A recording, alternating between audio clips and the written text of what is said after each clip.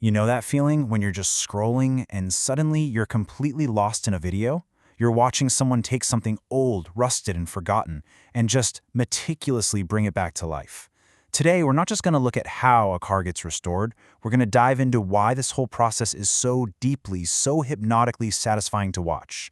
Let's get into it. I mean, it's a great question, isn't it? There's usually no dramatic commentary, right? Just the clean, crisp sounds of tools doing their job.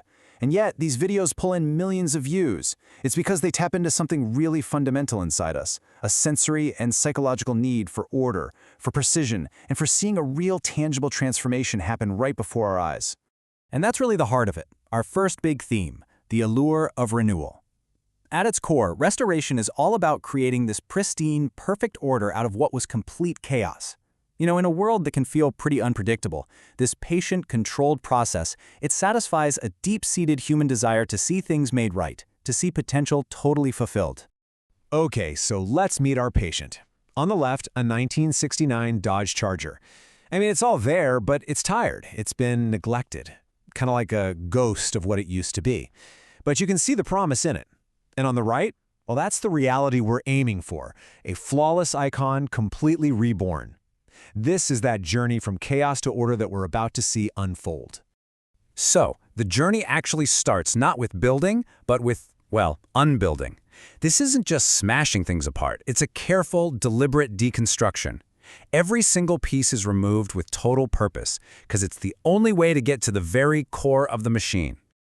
And just look at the sheer precision here. First, all the delicate exterior stuff comes off, the chrome, the glass. Then the heavy heart of the machine, the engine itself, is carefully lifted out. The interior is completely gutted until you're left with just a bare shell. And this is crucial. Every single part is cataloged.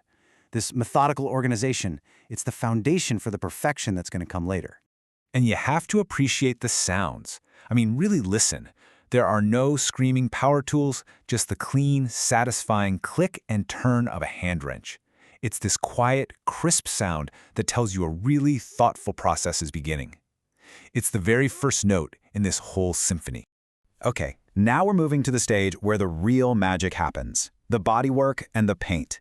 This is a multi-stage sensory experience, a slow and kind of repetitive process of creating a surface that is absolutely flawless. This timeline just perfectly shows the incredible patience this requires. First, the old paint gets aggressively ground away, revealing the raw potential of the steel underneath. Then it's this slow, meditative process of applying filler and sanding over and over again to get those perfect lines. Layers of primer build the canvas before you get those final deep layers of color and clear coat. Every single step is a long, repetitive act of refinement. Now, a key technique to get that perfect finish is something called wet sanding. It's this gentle, meticulous action you see here. They use water to wash away the absolute tiniest imperfections, and it creates a surface that feels smoother than glass. It's incredible.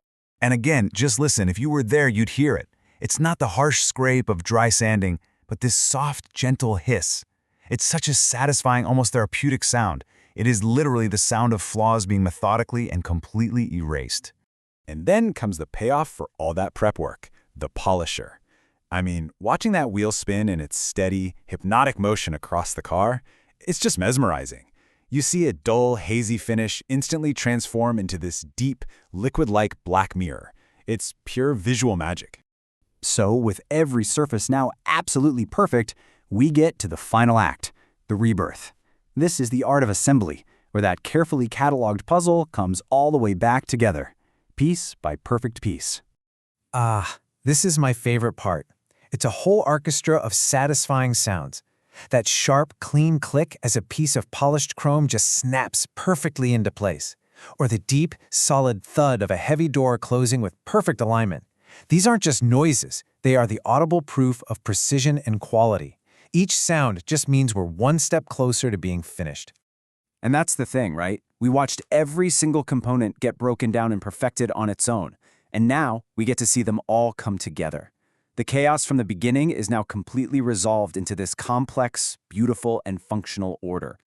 Every piece is in place, every wire connected, every panel perfectly aligned. All of that meticulous work, hundreds of hours of patience, it all comes down to this single moment. the final turn of the wrench, the ultimate act of assembly. And then, this is the moment of transformation, the very first time the light hits that perfected surface. It's not a collection of parts anymore. It's a flawless mirror reflecting the entire world around it. The project is done. A piece of art has been born. From 1,000 disorganized, worn-out parts, there is now one, a single perfect machine. And it just stands there as a testament to patience, to skill, and to the profound satisfaction of renewal. So as we finish up, I'll just leave you with this thought. We live in a world that so often prizes speed and disposability.